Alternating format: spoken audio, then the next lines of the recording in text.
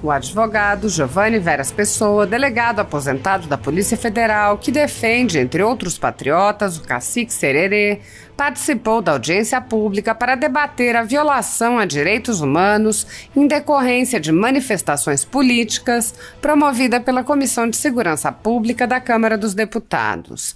Na audiência, o advogado fez um relato estarrecedor dos abusos de direitos humanos impostos ao indígena desde sua prisão, comparado a um sequestro, e contou como a prisão foi mantida, apesar dos pedidos da Procuradoria-Geral da República por sua liberdade. O advogado relatou que o ministro Alexandre de Moraes decidiu manter o índio preso de ofício, ou seja, sem qualquer pedido do Ministério Público. Ele explicou que o cacique já permaneceu preso por muito mais tempo do que seria a pena caso fosse condenado pelos crimes dos quais foi acusado. Ele apontou: Sererê foi denunciado já depois de ter cumprido a pena. O advogado Giovanni Veras apresentou uma longa lista de violações de direitos do indígena, mostrando a deterioração de sua saúde, a violação do processo legal, além dos efeitos sobre sua família e sua comunidade. Ele questionou: a quem recorrer? O advogado relatou ainda que, mesmo após ser liberado do presídio, o cacique permanece em prisão domiciliar, tendo em vista o grau de restrição das medidas cautelares a ele impostas. Giovanni Veras Pessoa contou que as medidas abusivas são impostas a diversos outros cidadãos além do cacique.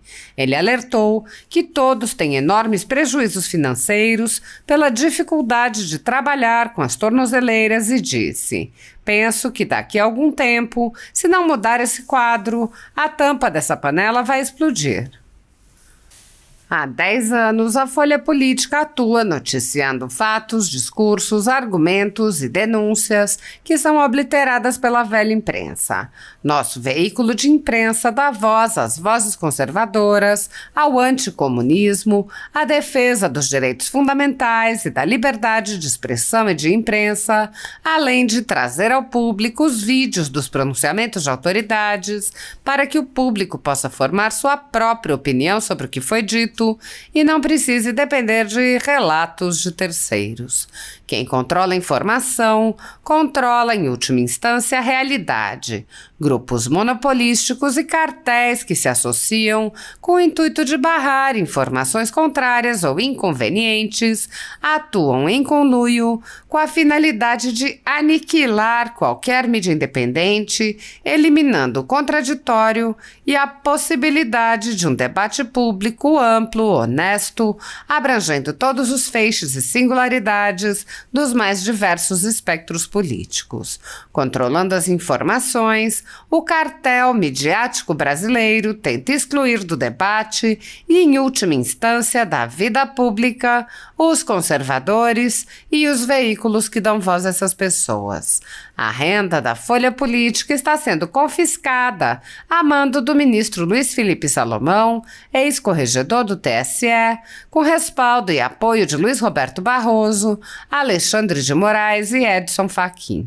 A decisão confisca de forma indiscriminada todas as receitas advindas do YouTube, indicando claramente que a intenção não é a de excluir conteúdos específicos, mas sim de calar o canal e eliminar o jornal.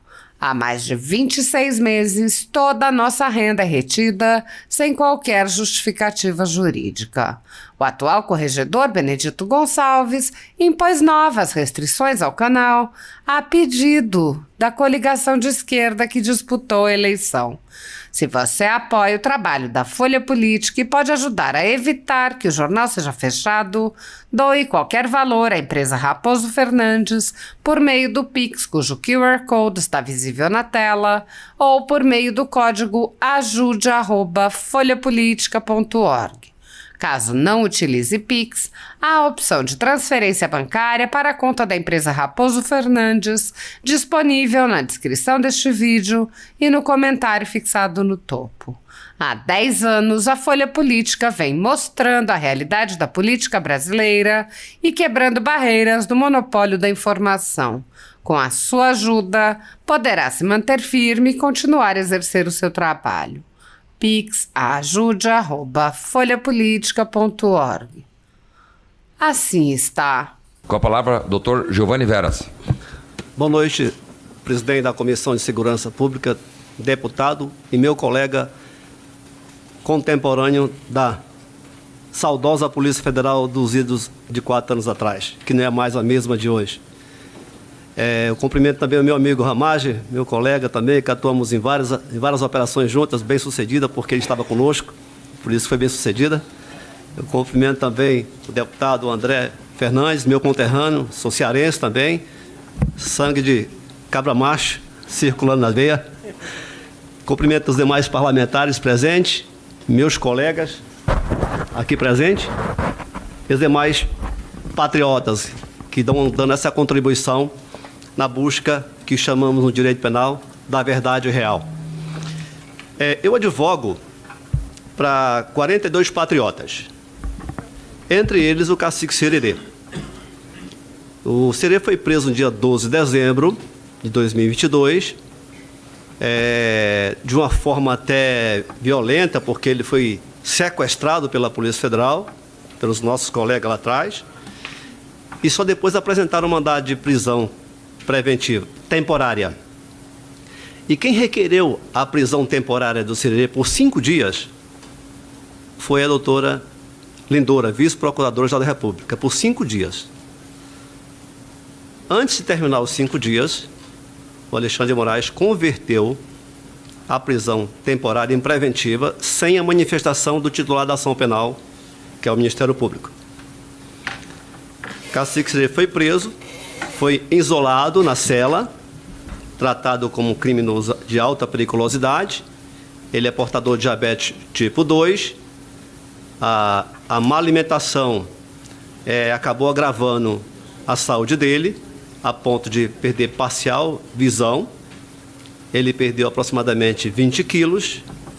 E todas as manifestações nossas de liberdade do Sererê, nenhuma delas foram apreciada pelo ministro Alexandre de Moraes, que é o relator. A vice-procuradora-geral também representou pela revogação da prisão temporária. Não foi atendida. A titular da ação penal.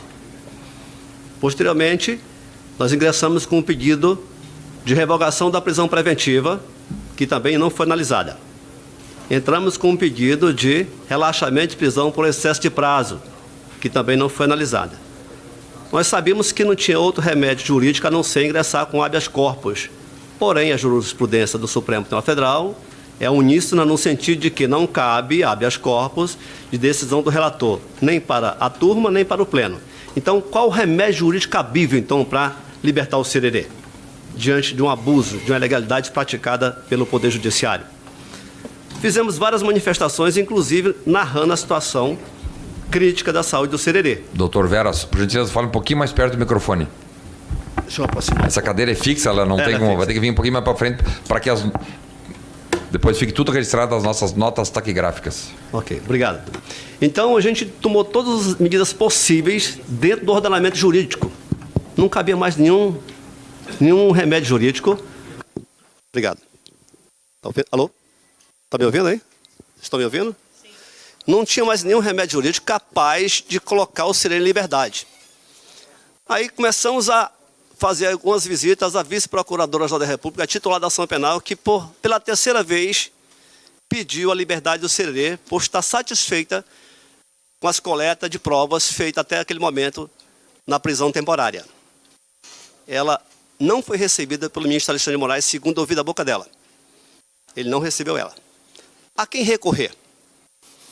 Não tinha a quem recorrer. E aí,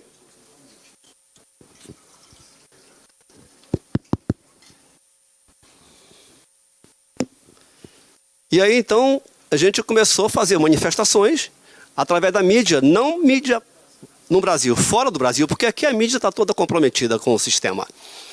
Fizemos algumas notas para a Europa e a repercussão foi tão grande que as pessoas começaram a me ligar, não tinha tempo para nada. E eu tinha que trabalhar porque eu defendo 42 patriotas. E a resposta foi de imediata a censura, o que está acontecendo.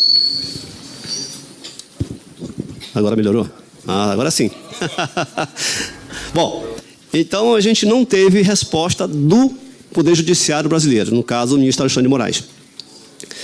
A gente ficou praticamente impedido de agir, porque não tinha mais a quem recorrer. Fizemos notas e as respostas foram imediatas. Tentei por diversas vezes agendar com o ministro Alexandre de Moraes uma visita a ele e explicar o que estava acontecendo no CERE com a saúde dele.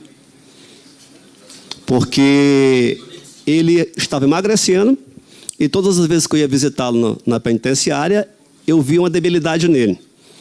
Ele sentia dores nos membros inferiores, perda da visão parcial, com secura e passando fome.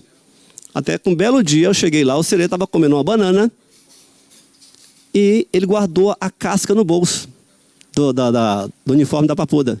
Ah, vai guardar a casca por quê? Não, porque eu quero comer na janta. Comer a casca, porque a comida é inservível, imprópria para o consumo.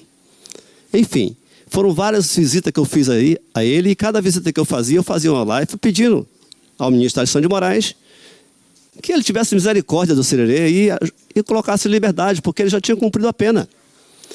Eu tomei a liberdade de fazer a dosimetria da pena, baseado no artigo 59 das circunstâncias judiciais, e mitiguei o artigo 59 com a denúncia da vice-procuradora-geral da República, que denunciou o CERE nas penas do artigo 286 do Código Penal, cuja pena de detenção de 3 meses a 6 meses ou multa. Detenção, hein? Ele estava recluso. Recluso incomunicável. Ele ficou um tempo incomunicável, depois que abriram para que os advogados tivessem acesso. E aí fizemos um outro pedido de relaxamento de prisão pelo excesso de prazo, até hoje não foi analisado. Buscamos apoio da FUNAI, se negou a nos atender. Várias manifestações nossas pedindo que a FUNAI intervisse em favor do CERE, nada. Buscamos apoio da OAB, nada. Já era esperado. Eu apenas só queria confirmar isso, que eu sabia que a OAB não estava nem aí para a defesa dos indígenas. E, a partir daí, eu fiquei, bom, agora a quem recorrer? Não tinha mais ninguém a recorrer. A não ser fazer as manifestações, nas lives que eu fazia toda vez que caía da Papuda, e pedir apoio ao ministro Alexandre de Moraes. Eu cheguei a fazer as quatro vídeos lá da Papuda para sensibilizar ele. Não sensibilizou. O CERE foi denunciado já depois de ter cumprido a pena. Ou seja, analisando o artigo 59, o CERE pegaria no máximo, na pior das hipóteses, 141 dias de detenção. Ele já estava com 210 dias. Então, ultrapassou o prazo máximo legal de prisão. E aí, ele começou a reclamar que estava sentindo dores. Tentei pegar o prontuário médico dele, lá na Papuda. A Papuda se recusou a me fornecer o prontuário, a não ser por decisão judicial. Fui às portas do Poder Judiciário, junto à Vara de Execuções Penais, pleitear que a Papuda me fornecesse o prontuário médico do CERE. A juíza autorizou. Fui lá com a decisão na mão. O diretor da Papuda falou o seguinte: bom, ele abriu a tela do computador, está aqui, o prontuário está aqui. Sim, mas eu quero a cópia do prontuário. Não, a decisão é para o senhor ver. Sim, mas eu não sou médico, eu sou advogado. Eu quero a cópia da decisão. E aí, eles recusaram a me fornecer. Tive que entrar novamente na Vara de Execuções Penais e informar que a Papuda não estava me franqueando acesso ao prontuário médico. A juíza determinou que fosse entregue cópia. E aí sim, com a cópia do prontuário, a doutora Nicole, que é médica da tribo Chavante, juntamente com outro médico que é especialista em gastro, que fez um estudo da etnia Chavante e constatou que a etnia Chavante morre precocemente com diabetes tipo 2. E o CERE estava caminhando para isso. Analisaram esse prontuário médico e a conclusão que a doutora Nicole chegou e que o doutor Rogério chegou é que o CERE estaria vivo por um milagre. Diante daquele quadro fornecido pelo prontuário médico, só um milagre era capaz de deixar ele ainda em vida. Enfim, tomando todas as providências, e aí fui novamente na vice-procuradora. Ela disse: doutor, vá para os direitos humanos fora do Brasil, que aqui você não vai conseguir nada. Eu não posso fazer mais nada. Eu, como titular da ação penal, eu não tenho mais o que fazer. Eu não estou sendo ouvida. Eu sei que o CDD já cumpriu a pena. E cumpriu a pena além do máximo legal. Com todas as nossas intervenções, agora no dia 9 de setembro, para minha surpresa, eu estava com o agendamento programado para visitar virtualmente o Sererê, às 4 da tarde, sábado, dia 9, e tentei acessar a página do CISEP, da Papuda, e não consegui entrar para visitar o Sererê virtualmente. Os colegas começaram a me ligar: o Sererê foi posto em liberdade. Como se foi posto em liberdade se no site do Supremo Tribunal Federal consta que ele está preso? Não tem nenhuma vara de soltura. Acessei nada. Moral da história: uma colega, a doutora Lara, me ligou: doutor, ele está aqui num CIMI colocando tornozeleira, sem que o advogado tenha conhecimento da soltura dele. De imediato, eu estava num lugar bem distante, eu estava no município de Lusiânia, que saí correndo, peguei o carro, cheguei lá, ele tinha colocado a tornozeleira e restringiram ao máximo o acesso dele a outros ambientes, a não ser dentro de casa. Uma prisão domiciliar, praticamente. Peguei o Sererê, liguei para a esposa deles, falaram, ele chegou a conversar com a esposa, chorou, enfim. A esposa pediu que eu aguardasse ela chegar, ela veio buscá-lo. E foi um drama que eu nunca imaginei que fosse ver aquela cena. A família toda chorando, porque o pai não era mais aquele, inclusive o filho de 1 ano e 9 meses, que estava há 9 meses e meio sem ver o pai, o Sererê, ele desconheceu o pai. O Sererê foi abraçar ele, ele correu com medo do Sererê, porque passou 9 meses e poucos sem ver o pai. Enfim, essa foi a luta que causou a gente uma certa perplexidade, porque não é comum você ver um indígena passar tanto tempo preso. Detalhe, por um crime de opinião, cuja pena máxima é de 6 meses. E ele ficou 9 meses e meio. Isolado. Aí detalhe, na sustentação oral, quando houve o recebimento da denúncia, eu não entrei na questão das preliminares. Eu simplesmente aleguei o seguinte: eu quero a extinção da punibilidade pelo cumprimento da pena. A pena máxima é 6 meses. Na minha dosimetria, ele teria cumprido 141 dias de detenção, já estava 271 dias. Então, eu quero que seja extinta a punibilidade dele e colocar ele imediatamente em liberdade sem tornozeleira. E aí, ele foi posto em liberdade com tornozeleira. Isso impede, ele é pastor de 3 aldeias em Mato Grosso, ele prega o evangelho lá do Senhor Jesus, ele é mototaxista dentro da cidade também para tentar alimentar 6 filhos, né? Ele é responsável pelos rituais indígenas dos novos índios que estão participando das cerimônias, e ele está impedido de deslocar da cidade de Aragaças, no Goiás, que é a divisa com Mato Grosso, para visitar os pares dele, os índios.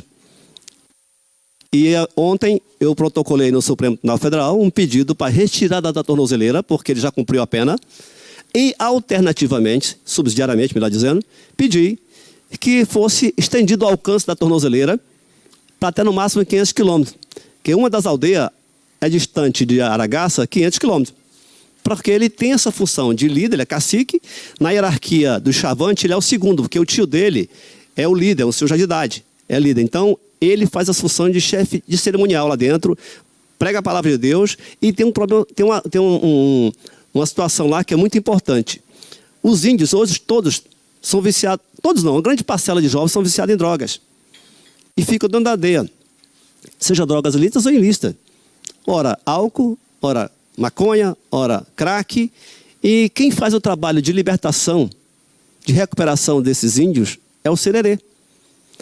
Com esses 9 meses e pouco de prisão dele, aumentou consideravelmente o número de usuários de drogas indígenas.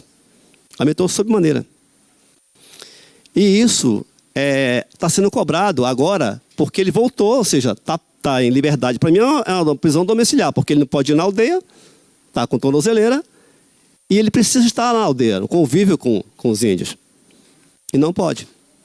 Então, isso me preocupa porque ele já cumpriu a pena. Não tem o que discutir mais. cumprir a pena, extinguir a punibilidade. Tem um outro inquérito que foi instaurado no dia 2 de dezembro, por conta da invasão do aeroporto.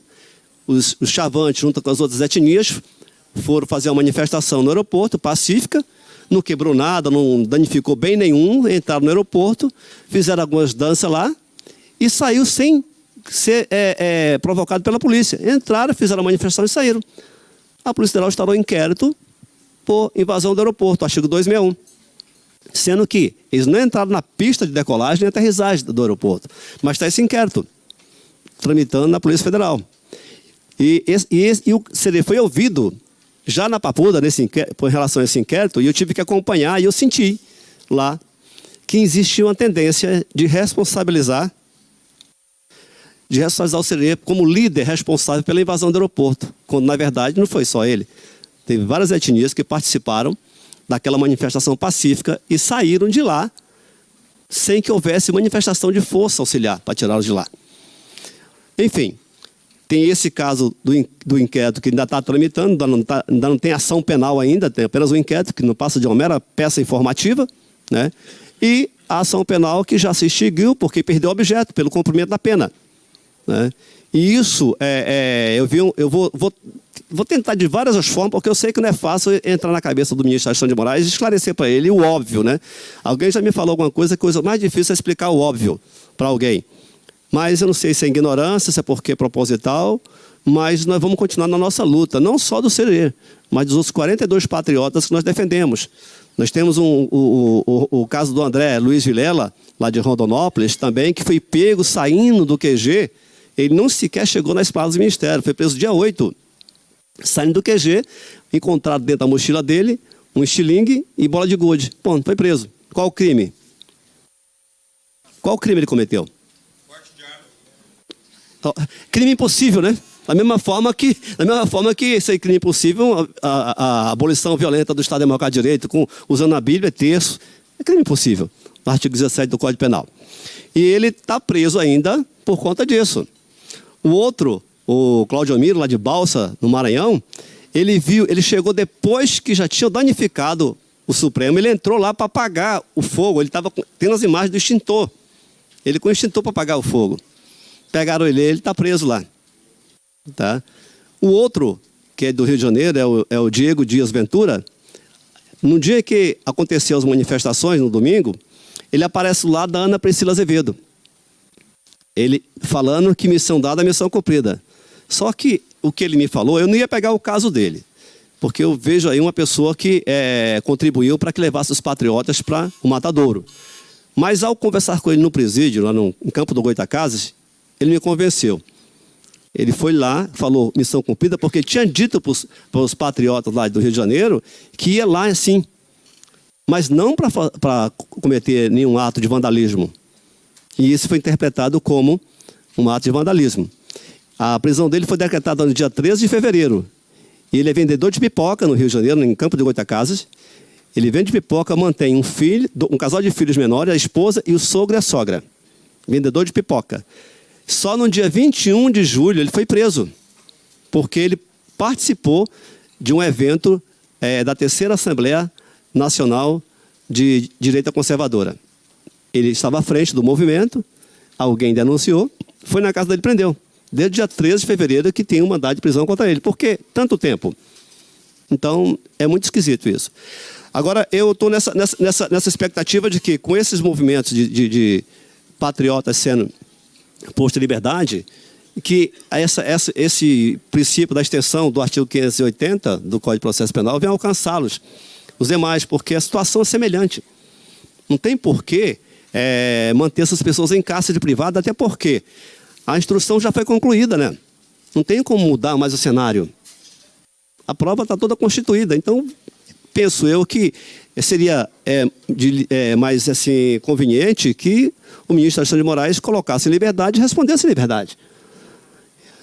Eu penso que daqui a algum tempo, se isso não mudar, esse quadro, vai acontecer, essa tampa dessa panela vai explodir, tá? A sociedade não vai aguentar mais esse movimento, vai explodir e aí ninguém sabe aonde vai chegar isso.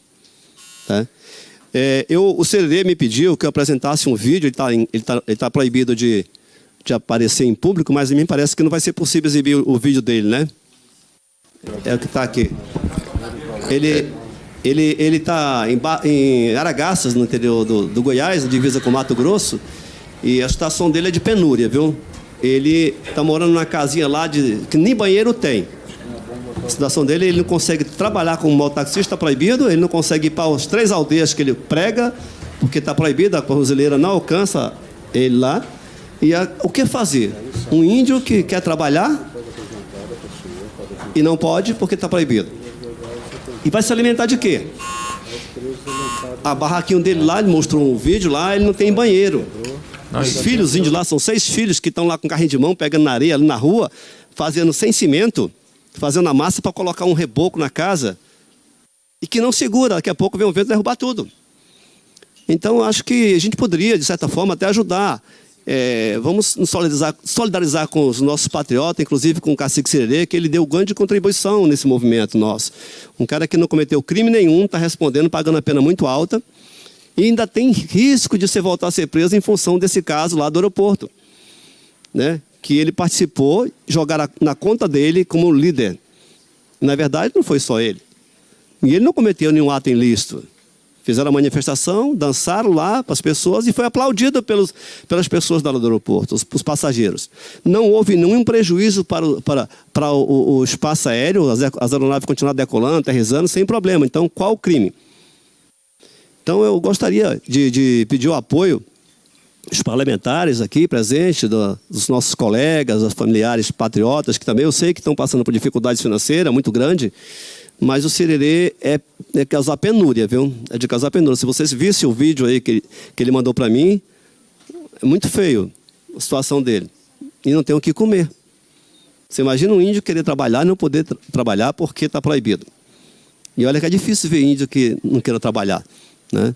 E ele está se dispondo a fazer tudo isso. E quer ajuda de nossa para que ele possa, de certa forma, até ter uma condição de se manter a família. Tá?